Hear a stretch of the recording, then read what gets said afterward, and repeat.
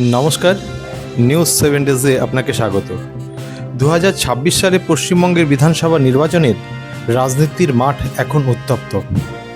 নির্বাচনের ভোট গ্রহণ পর্ব শেষ হয়েছে এবং বর্তমানে রাজ্য এক চরম উত্তেজনার মধ্য দিয়ে যাচ্ছে। আগামী 4 মে 2026 তারিখের নির্বাচনের ফলাফল ঘোষণা করা হবে। তবে তার আগে ভোট গণনার তদারকি নিয়ে রাজনৈতিক ও আইনি লড়াই শুরু হয়েছে।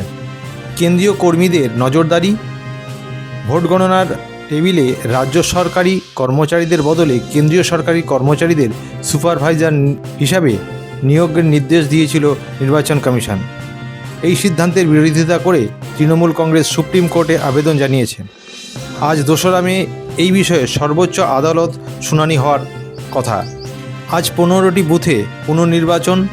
গত 29 এপ্রিল দ্বিতীয় দফা ভোট গ্রহণের সময় কিছু অনিয়মের অভিযোগ ওঠায় আজ অর্থাৎ 2 মে রাজ্যে 2টি বিধানসভা কেন্দ্রের 15টি বুথে পুনরায় ভোট গ্রহণ চলছে। ডায়মন্ড হারবার 4টি বুথে পুনর্নির্বাচন হচ্ছে। বগড়াহাট পশ্চিম 11টি বুথে পুনর্নির্বাচন হচ্ছে। ভোট গ্রহণ সকাল 7টা থেকে শুরু হয়েছে এবং সন্ধ্যা 6টা পর্যন্ত চলবে। ভোট শেষ হওয়ার পর বিভিন্ন সংবাদ সংস্থা সমীক্ষক দল তাদের বুথ ফেরত সমীক্ষা প্রকাশ করেছে, যা রাজ্যে একটি হাড্ডাহাড্ডি লড়াইয়ের ইঙ্গিত দিচ্ছে। বিজেপির পাল্লা ভারী।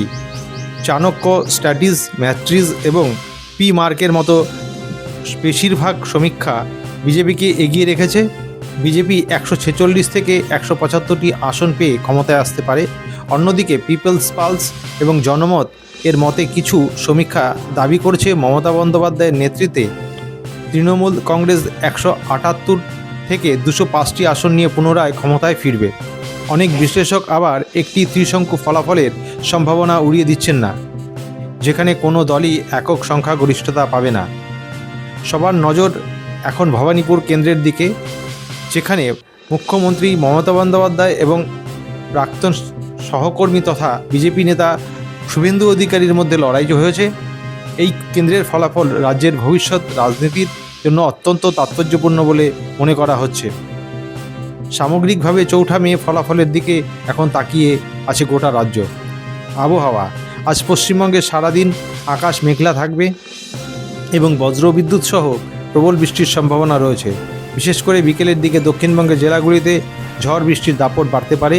সর্বোচ্চ তাপমাত্রা 33 ডিগ্রি সেন্টিগ্রেড এবং সর্বনিম্ন তাপমাত্রা 23 ডিগ্রি সেন্টিগ্রেড। দিনের বেলা বৃষ্টির সম্ভাবনা 65%। ঝড়ের সময় বাতাসের গতিবেগ ঘন্টায় 40 থেকে 50 কিলোমিটার পর্যন্ত পৌঁছতে পারে। বাতাসে জলীয় বাষ্পের পরিমাণ বেশি থাকায় বৃষ্টির পরে কিছুটা গুমোট গরম অনুভূত হতে পারে।